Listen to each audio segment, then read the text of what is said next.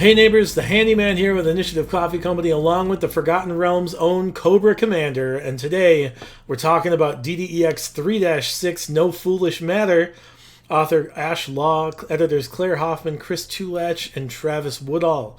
This is a 2-hour mod for Tier 1 play tuned for 5 third-level characters. The mod sets the party into a carnival full of spookums and whimsy. It finishes off with a legendary encounter with a changeling. Part 1, Welcome to Hill Picket.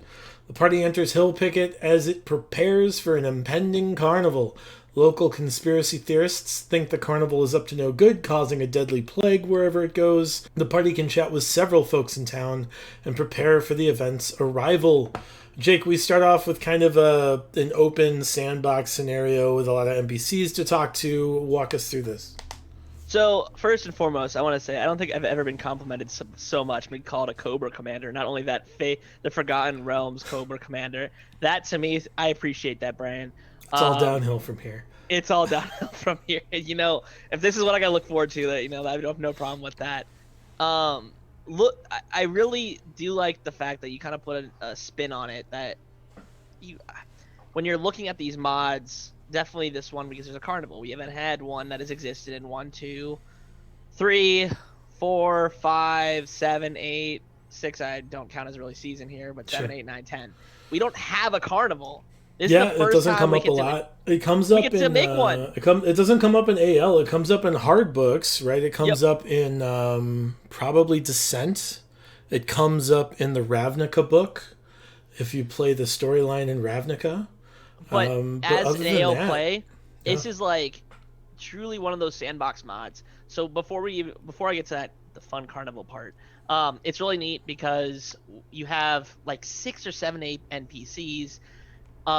This to me was super fun to run with my party. Mm-hmm. Very super roleplay heavy, and making a small connection, pulling info out of somebody's backstory, knowing a little bit beforehand. I know that takes a little bit more, or just during like your introductions with your NPC or your PCs, saying like, what's something interesting about yourself, and like looping it into the story is super important. Just because, like, we had one guy who was like there. We had an entire plan that like was 20 minutes on its own regarding making a independent scavenger hunt within a carnival. Mm-hmm. Because they ended up buying out all the cider that was purchased from one of the NPCs, making them into candles. You had to have a candle to be involved. It was a grandiose ploy to try to make this happen. But what also came out of it was one of the characters that I have has a really rough backstory, and like he took a bite out of an apple the guy had, one of the apple vendor, and what happened was I was like, oh, this reminds you of home, but you don't want to show it. And he ran with it, and now every time he tries to get like some sort of cider or something, and it really allows for cool role play. There is just such a variety of different characters. You have Aaliyah, who's a conspiracy theorist through and through. You have the blacksmith. There's so many different people that it can tailor itself to the different people in your party. Mm-hmm. So without getting too bogged down in this part, it's okay to be, though. Like, yeah, I think honestly this is where the juice is, right? Like, this is where this module really shines, is this first section where like there's a lot of NPCs to talk to. There's a lot of different ways to like approach the rest of the module. There's a lot of possibility here in terms of like what you can get out of this section. I know like our party has 100 apple cider scented candles now. Like, I don't know what we're gonna do with them, but probably something, like it's the kind of thing where like if your players are creative, they can make the most out of this section and really have something valuable to hold on to for the rest of this season, right? Or obviously, like if you're bouncing season to season, if you're doing convention play, there's a lot of limitations there. Yep. But if you're running the whole season for a table of your friends on Monday nights, for instance, that really opens up the doors to play a very like open style of D&D that still lies within Adventures League rule sets, if that's something you're interested in doing. It's not necessarily required either. You can use this mod as just a module to run. You don't have to play within like the boundaries of the league. You could totally, in this mod, in this little 2 pages of info, 1.5, 2 pages of info to pull an hour plus of play. We typically, when we see 2-hour mods in our gaming group, it's like, okay, sure, let's see how far we can stretch this one, right. But still do it in a way that's not like forced. So when I'm prepping this kind of mod, I try to make every single NPC for the DMs out there, who should be watching this. I make them a little bit different. I maybe cater and change behaviors. So some people might gravitate towards one person, which they gather some info for, or I might transfer information altogether if they're like, I don't want to talk to this blacksmith, or I don't want to talk to XYZ. I tried to tailor my decisions and my style of running and style of how I'm characterizing each NPC as depending on who's playing on my table. That's what's sure. super important about getting that your PC's backstory of some sorts, or like, hey, I don't want to approach the dwarven cleric in my group, hitting him with all kinds of high energy unless that's what he is.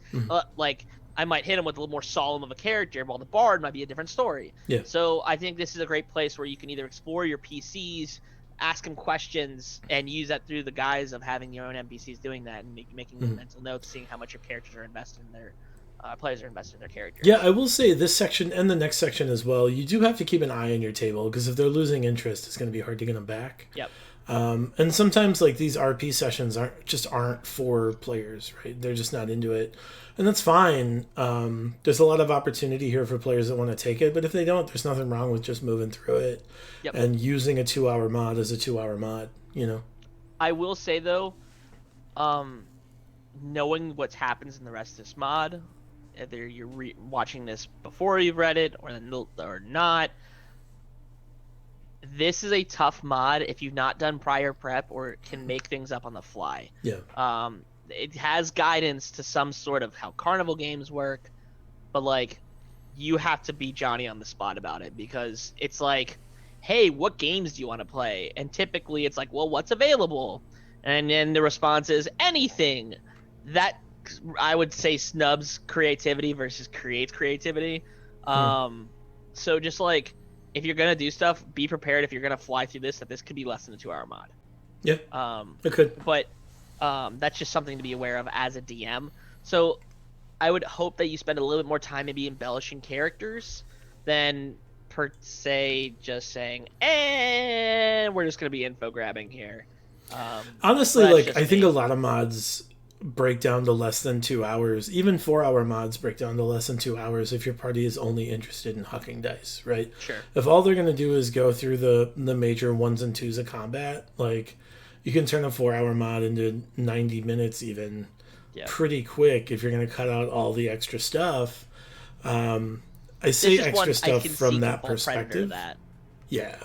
I say extra stuff from that perspective. I think it's pretty valuable and important stuff, but like, sure. If you've got a party that's like just about the numbers and hucking dice, maybe this mod just isn't for them. Yeah, I'll say this one's not for you. Yeah, maybe like, just move on. This is a very dark mod. Like, and I sometimes struggle with it. I'm not as experienced as a DM as Brian, but like, creating that scene of when you get into the carnival, and once again, that's the next part, but like, things get weird. Things aren't normal. Yeah. And that's got to be really explained here. And it's a very like HBO Carnival theme rather than like your local carnival in town theme. This is the one where you're going to, what is this show called? Everyone really loves. I can't remember what it's called. Is it called HBO's Carnival? No, it's Strangers. No, it's not. It's Stranger Things. No, it's not Stranger Things. It's It'll come back to me. Whatever. Quality entertainment. Infotainment, even. Yeah, whatever that's called. I think it's Vampire something. I don't know what it is. Vampire Diaries? No. Interview with the Vampire? No. Vampire Masquerade? Let's keep going. Part 2, Dr. Jubal's Carnival of Curiosities. When the carnival arrives, the party has several new events to participate in. They're pestered by fools that actively get in the way of the party. When violence inevitably breaks out, Dr. Jubal intervenes.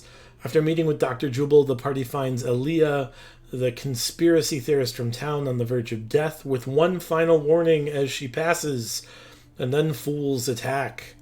Jake, I struggled with this section because it didn't feel it didn't feel like the events were particularly interesting to me. I don't know. Hey, Brian, I'm gonna stop you right there. I still haven't found out what the name of the show is, but either way, I think it's partially, as I said, alluded to earlier, that it's important that there has to be buy-in from the players. When people are like, "Hey, what do you want to do?" and even I went out as far to say, "Hey, I did X, Y, and Z. These games are available." Only one person in our party was like, "Yeah, let's go do that." The other people were like, "Nah, it's all right." And instead of going to check out the sideshow, we had someone that took the broom of flying, flew over the place, saw that there was a major cart, and kind of headed that way from the get-go. Sure. So you didn't get to experience what happened, and partially it's my fault, but I also don't want to say to my player, go F yourself. Sure. My goal is to say, hey, if you want to go somewhere, that's what happens. I think there's a little bit of it baked in, though. There was a consequence of that happening, which resulted in you guys went straight to a spot. You had a game, a spot, the encounter, and then almost to the end. Yeah. Because you guys caught on to it quickly. Yeah, I feel like there's a little bit of that baked in, though, right? Because like the whole kind of like the whole setup of this module is like this carnival could be causing illness, like find out what's going on, right? And so like to some degree, like the module is built around not exploring a carnival and having fun at a carnival. It's built around like finding out what the underhanded thing that's going on in this carnival is. So I mean, I guess like there some of that is like on us for kind of glossing over the games and events and stuff. But part of that is also on the notion that like our job isn't to like play games at a carnival. Our stated goal was like figure out what's going on here. And that's largely what we tried to do, to our detriment probably. But at some level, like we're doing what we thought the mod was about, right? Which is perfectly fine. And the name of the show is American Horror Stories. Oh, okay. Because there was like a carnival season, I think. Yeah, there was which would have been kind of the idea, I think, I felt like this was, but then when my group said, hey, we're going to go be deputies around here and start just almost killing a carnival goer, because he beat him in a game of rolling the dice, essentially. I think the spell cast was poison spray or infestation. I don't remember. I didn't cast any of those spells. I wouldn't know. So you'd have to ask Mario or whoever. Either way, I think it comes down to the fact that if you have a group of people that are not going to be going like, let's go solve the problem, but instead went, let's go solve the problem, you're gonna have a different game. I think that detriment's not the word for me, at least, but sure. You guys are now four true adventures of this, or a couple adventures of this, part of my language, bullshittery going on. Yeah. There's no desire to go F around, and you just want to go and deal with the problem and be like, hey, this is dealt with. Yeah, I think it also indicates, I think, an overall issue with not just mods, but also role-playing games, and like the notion of a mini game is a challenging thing to get people to care about, right? It's just like a dice roll. Yeah, like it's tough for me to care about like a mini game that boils down to me rolling the dice one time, right? And so like there's other mods that kind of do this as well. There's a season 7 mod that comes to mind immediately. There's a couple of others. But it's just tough to engage people in these kinds of within a game, another mini game. Yeah, these weird like small kind of like throwaway mini games almost, when they're not intended to be throwaway, right? Like if it boils down to a die roll, like, all right, like what are the consequences? What are the stakes? What narrative can I pull out of this mini game?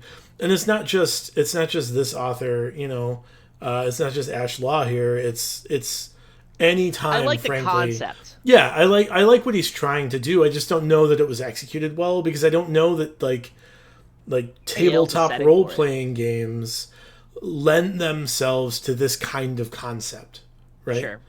I don't know. Maybe maybe It I'm felt like off a base. forced sequence of events, and that's kind of, Yeah. I think, where I struggled as a DM, because in that same event, you're trying to like you're trying to create buy-in, and I think this actually, as I'm further thinking about it, would sit better in a table of new people Sure.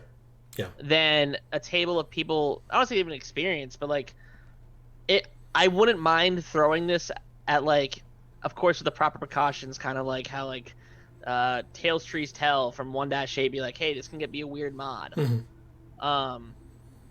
If you got that buy-in and you're like, hey, we're doing carnival games, and you pulled like a handful of brand new people, Yeah. this might be that mod.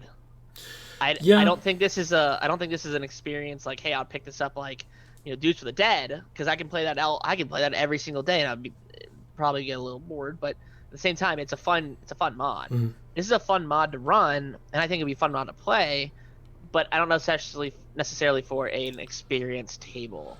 Also, if the experienced table was like prepared for it, I think it would be one thing. Like if they were in the mindset to do like bonkers nonsense, cool. The problem is like we're sitting on the an nature of online table AL format is right like, now. yeah, online tables are always tough. The nature of AL is like, this is the mod I'm running today. Sit down and play. Yeah. There's not a lot of like telegraphing what's going on for a lot of reasons. Most of them good, right? I don't know. I think it's tough to, anytime you're dealing with, our table is filled with players who have by and large been playing for 20 years or more, right? Like 3/5 of our table has been playing for 20 years or more. Yeah. So, we have certain expectations going in, and that's on us, right? Like that's our own fault. But it also means that like, it makes it tough to play these kind of games. Kind of like, it's got good buy-in for people that are like, if you are entering somebody into a hobby, mm-hmm. this could be one of those mods that could make or break somebody wanting to join or not. Mm-hmm. And like I say that actually quite frequently. I feel, as I'm thinking about it, but at the same time, like this is that mod that's like 2 hours, mm-hmm. real quick. You can use the tavern as a place to like create buy-in. Mm-hmm. Build up as you're about to go into like a tarp, as like the it starts rolling into town. Sure. It could be a good mod even for like younger kids. I don't know. Yeah. Because kids love that kind of. Like kids love carnivals. That's where people waste money. Yeah. But like also the other part of it is when you have ticket costs in here that are like 2 copper pieces. It's like, that's and that's always going to be one of the issues of like, I would probably bump that up to like a silver piece, because like you're getting paid out in AL, you're getting paid out like 60 to 80 gold. Mm-hmm. Like, woo, 100th of a gold. Yeah. Woo. I think that's also that tells an overall issue with like D&D in general is like, I think it's easy to forget that as an adventurer, when you find 30 gold, you've found skilled labor for 100 days. You know what I mean? Like, I think players get bummed out because they don't find enough gold a lot. And what are you going to do with it? Right, sure. Because I can make the argument saying, when I'm a healer and I have 4 other people at my table and they're like, we didn't buy any healing potions. And then they look at me as a healer, and now I'm sitting here SOL. And they're like, I'm like, I just used 4 healing potions on you. That's 200 gold. That's 3 sessions for me. Mm-hmm. That's true. That is a different, I feel like, series that I could just spend hours talking about. Sure. Revolving around the economy of D&D. Sure. But I'm only 3 or 4 years into D&D, which time flies. But that's been the big sticking point, is actually healing potions. Yeah. But when somebody says, "Oh, this ticket game costs 1 copper piece," I'm like, okay. Right. Like, so it costs nothing then. Like, yeah, it's effectively 0. I literally just found a penny on here. Here you go. Like, and it's a little bit different now. This mod was written when like gold pieces, there was no cap. Like maybe you don't charge for the games, right? Maybe it's irrelevant because it's such a non-issue. I don't know. There's a lot of ways to go about like making these games more accessible.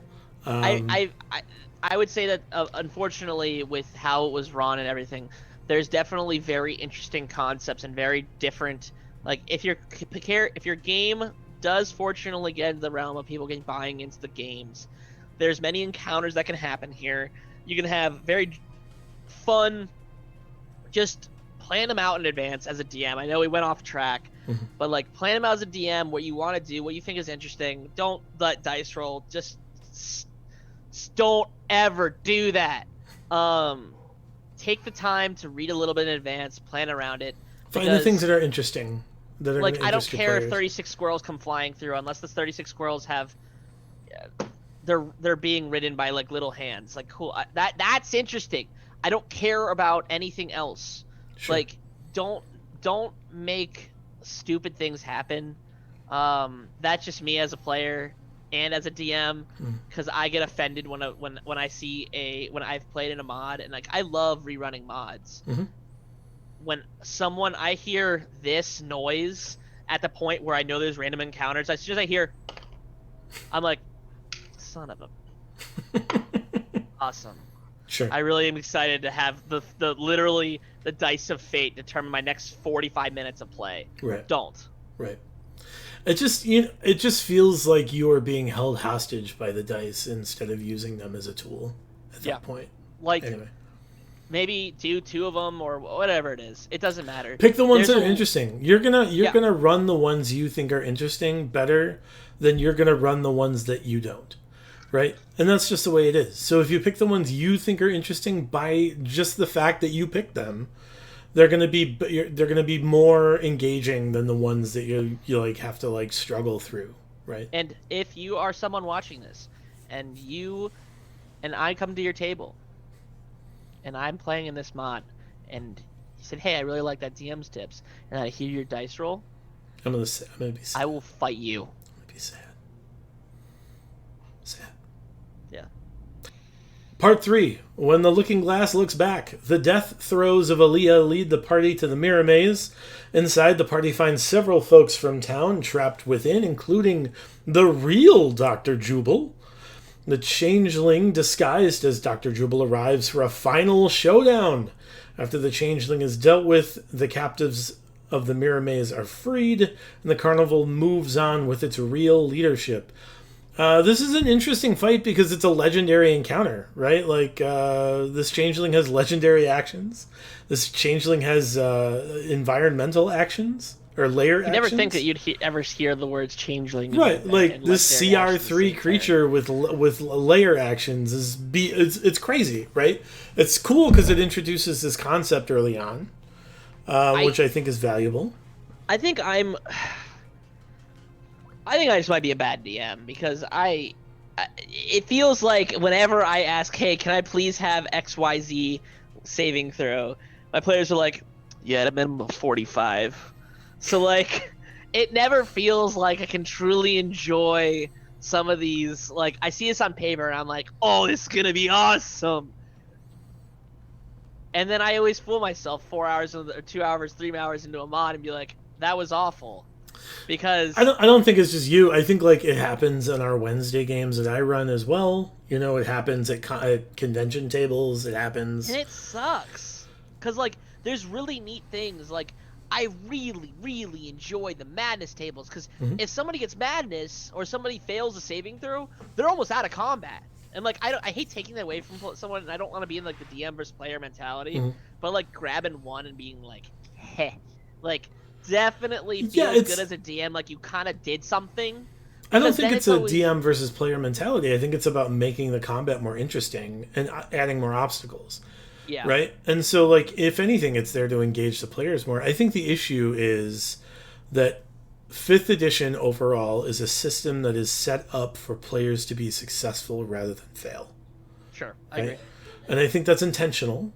And I think that is beneficial because the consequences are typically pretty dire, right? There's not like minor consequences that often come up Like It's other like, hey, I systems, it'd take be a like, short rest or a long rest, but it's like the difference between a 1 hour rest and an 8 hour rest is 7 hours of preparation, and they yeah, never make it so it's so extreme where it's like, oh, by the way, because you've waited, now there's 4 fire giants there.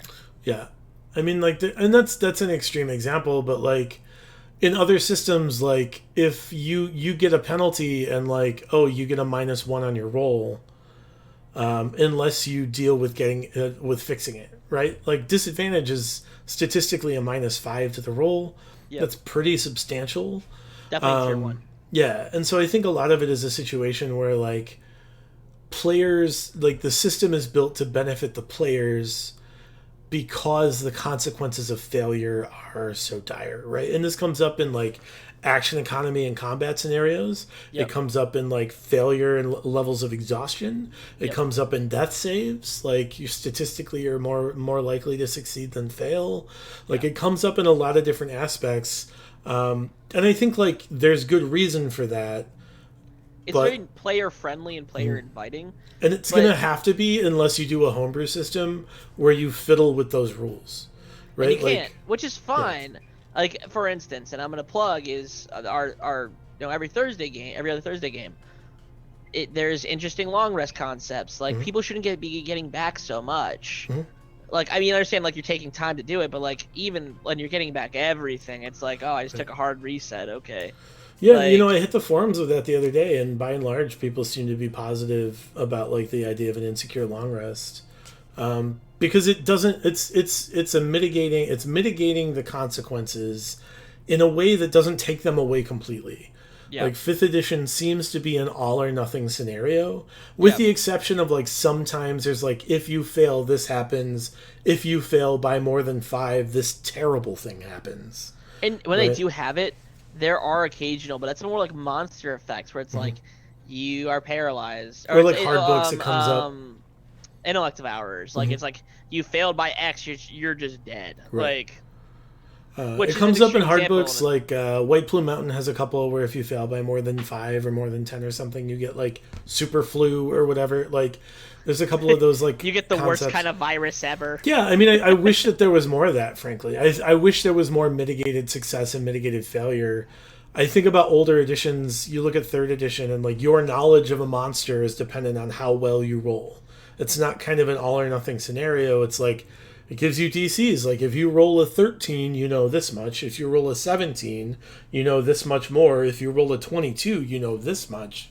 Yeah. And like, that's whenever by I and see large those, gone by the I wayside. love those Yeah. because it's like conditional. It's like you get to play different kinds of games, Mm-hmm. and yeah, I guess here I don't like DC 10s. DC 10s suck because it's like you're more likely to pass than fail. Yeah, I mean, to some degree, like You're I can batting a think of 55% some. chance of passing minus Right. like the -1 on your saves, which shame on you as a player. Right. I mean, or Um, like it's an int save and you're not a wizard, right? Like there are some stats, but like int saves are so few and far between. yeah, Like, when you hit maze yeah, or like, you're fighting mind flayers, like right. all tier 3 monsters or high tier 2 monsters, like But again, that's a mechanical issue, right? That's a publishing issue, right? There's not enough int saves on stuff, period, right? Like that's not an author issue. shameless It's not supported plug. If you want to go try some in saves, go play CCC-mind and go enjoy as many in saves as you want. it's a lot. It's a lot of int It's a lot. saves. It's a lot. Getting back to this mod in particular, the interesting stuff here is like as a layer action, this changeling can like dive into one mirror and come out of another one An attack. and attack. That's a legendary action. Yeah, that's cool. There's like a non-combat focus of this combat where like if you break all the mirrors, the monster gets extra damage against him. Like those kinds of aspects are very interesting and like offer more than just like I hit the guy, he hits me back. It's a little bit telegraphed in this instance because it's so obvious that like people are trapped in mirrors. How do we stop that? We'll break the mirrors. Yeah, I was gonna say like they're like kind of going back to what we've said in the past. When a creature no longer has new and fun and exciting things to do, that's probably the extent of the combat. It's like, probably time to as bring soon combat as to an end. Yeah. as soon as the first legendary action is taken, and they jump through a mirror and jump out another mirror and stab somebody Mm-hmm. for a boatload of damage. Yeah. You know, we're talking baseline 17-ish damage. If your party is not plussed at all by that, it's probably time to move on. It's if like one good attack is gonna put somebody down, like or I mean even still like or put them sub 10 HP. I mean there's unless you got like a few people that are like even still minus less than half HP. Yeah. Just either bump up the amount of crazy thug guys, and we didn't even talk about much about the plot going on, but I think it's enough straightforward stuff going on, like happening. That's really neat, but I don't want to talk about in the scary. Just think American Horror Story and watch that like one intro for like one season. The long and short of it is like this changeling is kidnapping people, disguising himself as the leader of this carnival, like going town to town and kidnapping them by like capturing their essence in a mirror. And then, like, their bodies go mad and die. Like, it's cool. It's interesting. I like it. I want to see more exploration in it. But, it's tough, as we said, to create buy-in for people that necessarily don't want buy-in. Right. If that's not what they're looking for, it's not what they're looking for. Yeah. But, we have a great group. And I just, once again, back to this fight. It's a good fight. It's a fun fight. Yeah. Make it creepy. I would say, other than that, I think this is a fun mod. Just fill out your players, and then yeah, for sure. You really have to know. You really have to know who's at your table to make this successful. So there it is, DDEX 3-6, No Foolish Matter. Thank you so much for listening to some advice to streamline and run it for your tables. Be a good neighbor, give us a thumbs up and subscribe. Toll the Dead for notifications. Check out our Patreon, where you can see the playthroughs for these mods at the $5 tier. Find us on Twitter, Instagram, Facebook, and from now, till the next time, roll together.